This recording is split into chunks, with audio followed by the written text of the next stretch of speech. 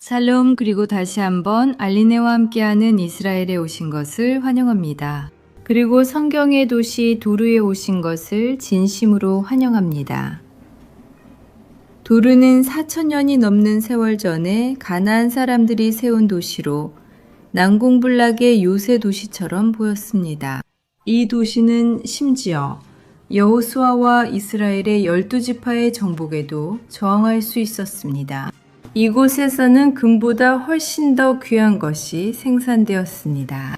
이 도시는 너무나 중요해서 로마인들은 이곳을 산타도르, 바다의 여왕이라고 불렀습니다. 이 인상적인 성경 속 도시를 함께 알아봅시다. 그리고 파괴될 것 같지 않던 이 도시를 몰락하게 만든 원인이 무엇인지 알아봅시다. 그럼 준비가 되셨다면 시작해 볼까요?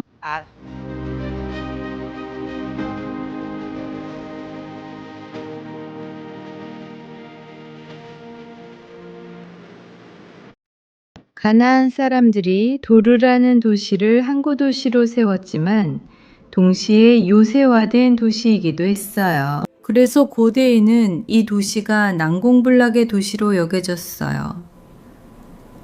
이스라엘 백성의 예를 한번 보세요. 여호수아가 이스라엘의 12지파를 이끌고 약속의 땅으로 들어갔을 때 그들에게는 약속의 땅에 있는 모든 도시를 정복해야 하는 매우 어려운 임무가 있었어요. 그리고 그들은 도시마다 하나씩 정복해 나갔어요. 하지만 그들이 도르에 도착했을 때는 그 도시를 완전히 정복하고 차지하지는 못했어요. 네, 여호수아는 도르 왕이 포함된 왕들의 동맹을 물리치긴 했지만 도시 밖에서 왕을 이겼음에도 불구하고 그 도시는 정복하지 못했어요. 그래서 도르는 수세기 동안 다른 민족들의 손에 남아 있었어요. 처음에는 가나안 사람들이었고 그 다음에는 바다 민족들, 그리고 페니키아인들. 그러니까 이 도시는 여러 민족의 손을 거쳐갔어. 그리고 솔로몬 왕 시대에 이르러서야 비로소 이 도르는 이스라엘 왕국에 편입돼요. 솔로몬 왕이 마침내 이 도시를 정복하고 여기에서 다스릴 사람으로 벤 아비나다브라는 남자를 임명해요. 벤 아비나다브는 솔로몬 왕의 딸 중 한 명인 타파트와 결혼했어요. 그러니까 말 그대로 이스라엘의 공주 중 한 명이 여기에서 살았던 거예요. 그리고 아무 공주가 아니에요, 여러분. 타파트는 특히 중요한 인물이었어요. 왜냐하면 우리는 그녀의 이름까지 알고 있으니까요. 솔로몬 왕의 모든 딸들 중에서 우리는 단 2명, 타파트와 바제맛의 이름만을 알고 있어요. 그리고 바로 이 2사람 모두 솔로몬 왕이 직접 선택한 총독들과 결혼했어요. 그들은 정략 결혼을 하게 되었어요. 그리고 이것이 솔로몬 왕의 공적인 정책의 일부였다는 것을 우리는 알고 있죠. 또한 솔로몬 자신, 히브리어로는 슐로모라고 하는데 이 이름은 샬롬, 즉 평화라는 단어에서 유래했어요. 그는 자신의 시대에 평화를 추구했어요. 때로는 어떤 대가를 치르더라도 평화를 원했죠. 그래서 그가 자신에게도 했던 일은 바로 많은 정치적인 결혼을 한 것이었어요. 우리는 또한 성경이 그가 이스라엘의 역사적인 적인 파라오의 딸과 결혼했다고 말하는 것을 기억해요. 이것은 이스라엘을 이집트와 가깝게 만들기 위한 것이었죠. 그래서 그는 엄청나게 많은 아내와 첩을 두었어요. 그리고 그는 이런 공적인 정책도 계속 이어갔죠. 그의 딸, 도르의 공주 타파트와 함께요.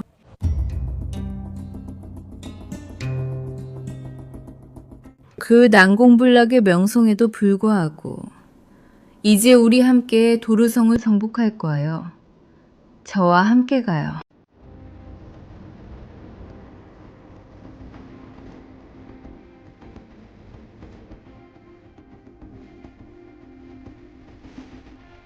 여러분께 또 다른 걸 보여드릴게요. 우리가 여기 아무 구역에 와도 여기 노출된 구역을 보세요. 여기서 수백 개의 도자기 조각을 볼 수 있어요. 이것 좀 보세요. 여기서 도자기를 보고 있어요. 이것들은 고대 도자기예요, 여러분. 아마도 2000년에서 4000년 정도 되었을 거예요. 이 모든 것은 고고학자들이 올 때까지 기다리고 있어요. 그러니까 다시 이 자리에 돌려놓을게요. 정말 아름다워요. 보세요. 우리가 찾을 수 있는 모든 조각들이 얼마나 멋진지. 바로 이것이에요. 이렇게 모든 조각들을 모으면 이 도시의 역사를 다시 재구성할 수 있어요.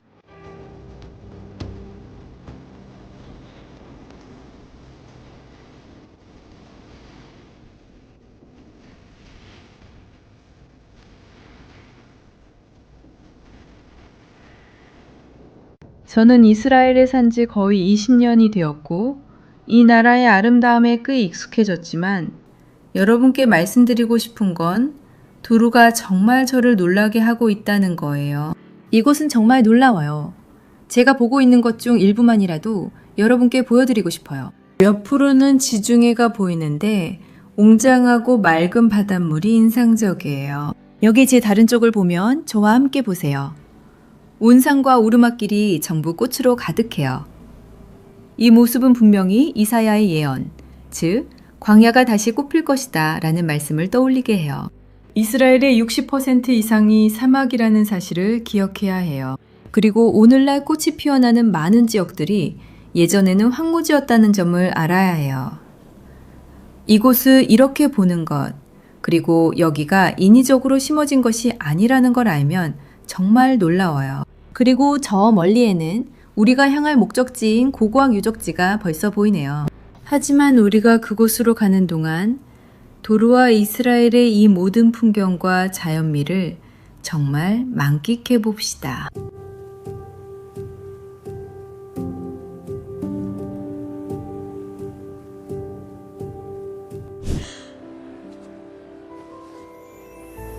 고마워요, 아빠. 저는 예루살렘에 살아요. 매일 이 거리를 걸어요. 다윗 왕이 걸었던 똑같은 돌과 땅 위를 걷는 거죠. 저는 성전산의 흙을 들고 있어요. 이 흙은 90년대 고고학자들이 체질 프로젝트에서 신중하게 구해낸 거예요. 템플마운트 소일은 그 진위와 출처를 확인하고 인증할 수 있는 유일한 기관이에요. 정말 행복해요. 너무 아름답고 특별하거든요. 그 이상으로 이 흙은 정말 깊은 의미를 가지고 있어요. 저는 예루살렘에서 가장 신성한 장소에서 온 아주 희귀한 역사의 한 조각을 가지고 있는 거예요. 이 흙에는 모든 것이 담겨 있어요. 우리의 신앙이자 가족의 유산이고 대대로 간직할 무언가예요. 가능할 때 모든 기독교인이 꼭 소장해야 할 조각이라고 생각합니다. 모든 조각에는 서명된 증명서가 함께 제공되어 이 보물을 소유하게 될 극소수 중 한 명임을 증명해 줍니다. 아래 설명란에 링크를 클릭하거나 QR코드를 스캔하여 성경 역사를 간직한 특별한 보물을 만나보세요. 저를 팔로우해 주시는 여러분께는 어디에 계시든 배송이 완전히 무료입니다. 샬롬, 이제 다시 영상으로 돌아가겠습니다. 솔로몬 시대 이후로 이 도시는 아시리아인, 바빌로니아인, 페르시아인, 그리스인, 로마인 등 많은 민족의 손을 거쳤습니다. 그리고 각 민족이 이곳에 자신들만의 흔적을 남겼습니다. 이 도시에 거대한 건축물들이 있지만 대부분은 이 언덕들 아래에 묻혀 있습니다. 질문은 도르는 어디서 그렇게 많은 돈을 벌었을까요? 이 도시는 어떻게 그렇게 경제적으로 번영할 수 있었을까요? 이제 도르의 부의 비밀을 알아보겠습니다. 이제 언덕에서 내려와 지중해와 그 부의 비밀을 간직한 유적지로 다시 가봅시다.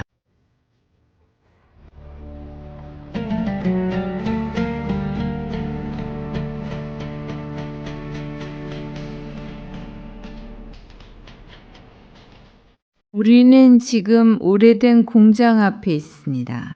그리고 이 공장은 성경에 나오는 도르 도시의 거의 모든 부와 돈을 만들어냈습니다. 하지만 여기서 생산된 것이 무엇이길래 그렇게 가치가 있었고 금보다 3배나 더 비쌌던 걸까요? 여기는 자주색 영료 공장입니다. 네, 영료 공장이에요. 오늘날에는 때때로 아주 평범하게 느껴질 수도 있는 그런 것이죠. 이것은 고대에서 가장 비싼 제품 중 하나였습니다.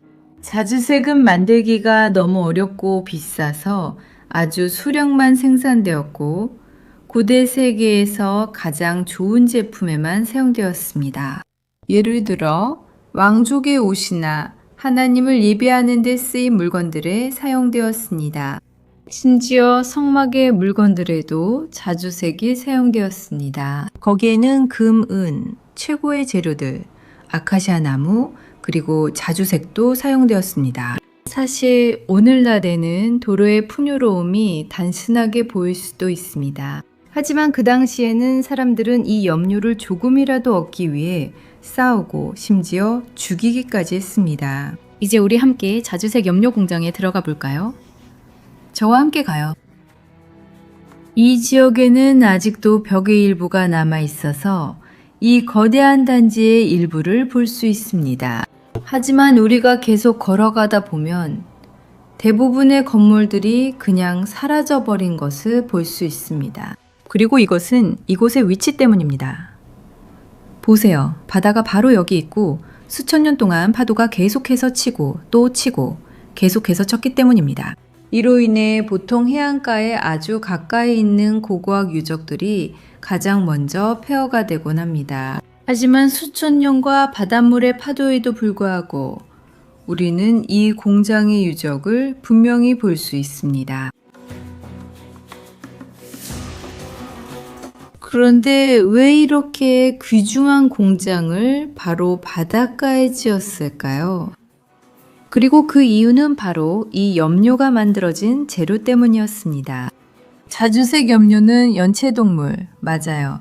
뮤렉스라고 불리는 바다 연체동물로 만들어졌어요. 그리고 이 연체동물들은 바다, 바위가 많은 지역 근처에 살아요. 바로 여기처럼요. 그래서 이곳은 연체동물 양식장으로 아주 적합한 환경이에요. 하지만 바로 여기에서 양식장을 만든 두 번째 이유는 조금 덜 유쾌해요. 고대 세계에 있었던 몇 안 되는 자주색 염료 공장들은 항상 바닷가에 있어야 했지만 도시에서는 떨어져 있어야 했어요. 왜냐하면 이 염료를 만드는 과정에서 나는 냄새는 고대인들조차 거의 참을 수 없다고 묘사할 정도였거든요. 그래서 우리는 지금 바닷가에 있지만 도르신의 중심에서는 조금 떨어진 곳에 있어요. 이제 함께 진짜 바다까지 가볼 거예요.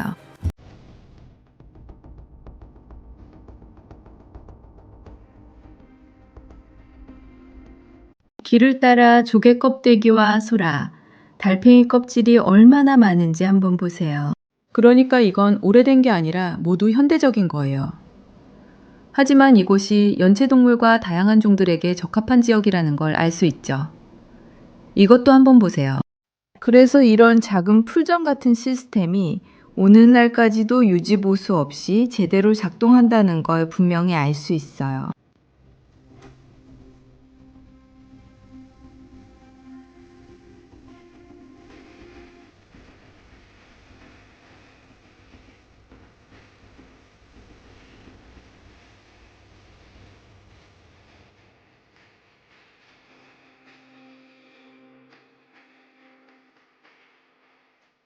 이 시간대에 만조라서 잘 보일지 모르겠지만 우리 뒤에 있는 이 모든 지역이 마치 커다란 수영장 같아요. 저곳이 바로 도르의 무렉스 고둥 주요 번식지였어요.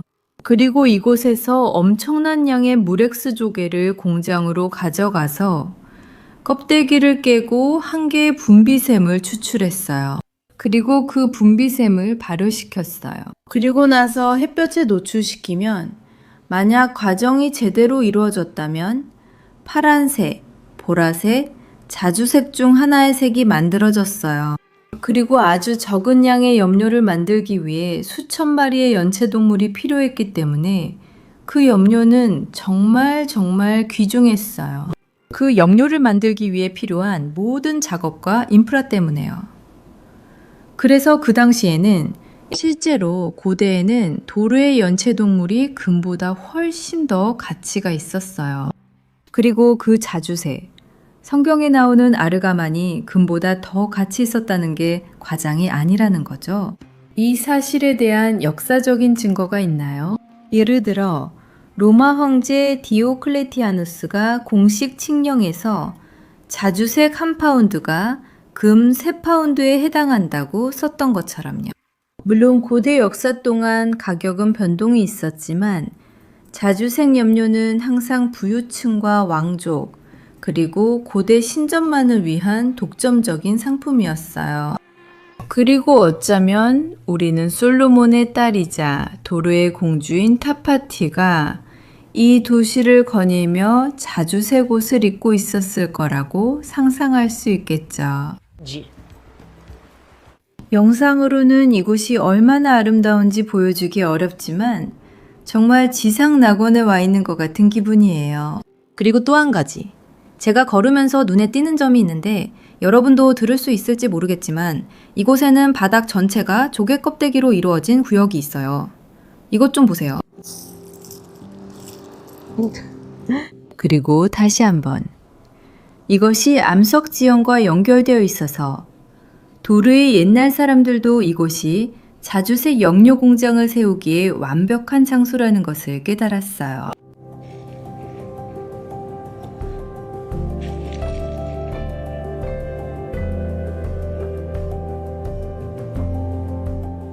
로마인들이 도르를 정복했을 때 그들은 이 도시를 더욱 확장시켰어요. 우리가 보고 있는 건물들 중 대부분은 로마 시대에 지어진 것들이에요. 그리고 더 구체적으로 말하자면 이 거대한 건물은 이교도 신전이었어요. 도르는 성경에 나오는 도시이긴 하지만 그 역사의 대부분 동안은 숭배가 이루어지던 도시였어요. 이교도 숭배와 우상 숭배의 도시였죠. 그리고 도르 도시는 로마인들에게 너무나 중요해서 그들은 이 도시에 특별한 법적 지위를 부여했어요. 그곳은 마치 자치도시, 로마의 도시국가와 같았어요. 그리고 그 도시는 너무나 중요해서 자체적으로 화폐를 발행할 권리도 있었어요. 이곳에서 이루어진 고고학 발굴에서는 많지는 않지만 도르에서 만들어진 동전이 50개 이상 발견되었어요. 그리고 그 동전들에는 성 도르, 바다의 여왕이라고 적혀 있었어요. 왜냐하면 그들에게는 이곳에서 자신들이 숭배하던 형상을 섬기는 우상 숭배가 실제로 있었기 때문에 성이라고 불렀던 거예요. 그러니까 여기 하늘까지 솟아오르는 거대한 신전과 바다의 여왕이 함께 있다고 상상해 보세요. 왜냐하면 이 도시는 항구가 하나가 아니라 3개나 있었기 때문이에요. 그래서 여기는 이스라엘 땅 전체의 역사 속에서 들어오고 나가는 문 중 하나였어요. 그래서 도르를 지배하는 사람이 해상무역의 상당 부분을 지배할 수 있었어요. 로마 시대에 도르의 인구가 너무 많이 늘어나서 그들은 도시를 위해 새로운 급수 시스템을 만들었어요. 12km에 달하는 거대한 수도교였죠. 로마 시대의 도르는 성장하고 번영하고 있었어요. 그런데 이 도시는 어떻게 된 걸까요? 왜 오늘날에는 폐허만 남아있는 걸까요? 도르는 전쟁이나 지진으로 파괴된 것이 아니었어요. 폐허가 된 이스라엘의 대부분의 고대 도시들과는 달랐죠. 이 도시의 종말을 가져온 미스터리는 무엇이었을까요? 어떤 팬데믹도 아니었고 어떤 자연재해도 아니었어요. 이 도시의 종말을 가져온 것은 바로 공공사업이었어요. 네, 제가 여러분께 설명해 드릴게요. 여기서 멀지 않은 남쪽에는 또 다른 로마 도시가 있어요. 가이사랴 마리티마라는 도시예요. 역시 바닷가에 위치한 도시죠. 그곳에는 작은 어항이 있었지만 도르와는 경쟁이 되지 않았어요. 하지만 모든 것은 헤로데 대왕이 등장하면서 바뀌게 돼요. 그는 카이사레아를 큰 도시로 변화시켰죠. 그리고 그곳에 그는 거대한 항구를 건설해요. 도르보다 훨씬 크고 깊은 항구였어요. 그래서 이 지중해를 지나가는 배들이 정박할 곳이 필요할 때 모두가 카이사리아를 더 선호했어요. 실제로 이곳에서 해양 관련 일을 하던 사람들 중 일부는 카이사리아로 이주하기 시작했어요. 도르는 어떤 비극 때문에 사라진 것이 아니에요. 그게 아니라 단순히 이 도시는 더 이상 해양적으로 큰 중요성을 가지지 않게 되었기 때문이에요. 그것은 카이사리아 항구 때문이었어요. 사람들은 천천히 도시를 떠나기 시작했죠. 그리고 다른 지역들, 특히 더 북쪽에 자주색 염료 공장들이 새로 생기기 시작했어요. 그리고 자주색 염료의 독점권도, 이 큰 항구의 독점권도 사라지면서 도시는 경제적 중요성을 잃게 되었어요. 그리고 결국 도시는 버려지게 되고 폐허로 남게 돼요. 이 거대한 도시는 결국 완전히 잊혀졌어요. 그래서 하늘까지 솟아오르고 무적이며 파괴될 수 없을 것 같았던 이 거대한 도시는 역사에서 그냥 사라져 버렸어요. 그리고 오직 이 폐허만이 남아 우리가 돌아와서 도르의 과거 영광을 이야기할 수 있게 해주었어요. 오늘 영상이 마음에 드셨길 바래요. 마음에 드셨다면 좋아요 눌러주는 거 잊지 마세요. 그리고 우리 다음 주에 또 만나요.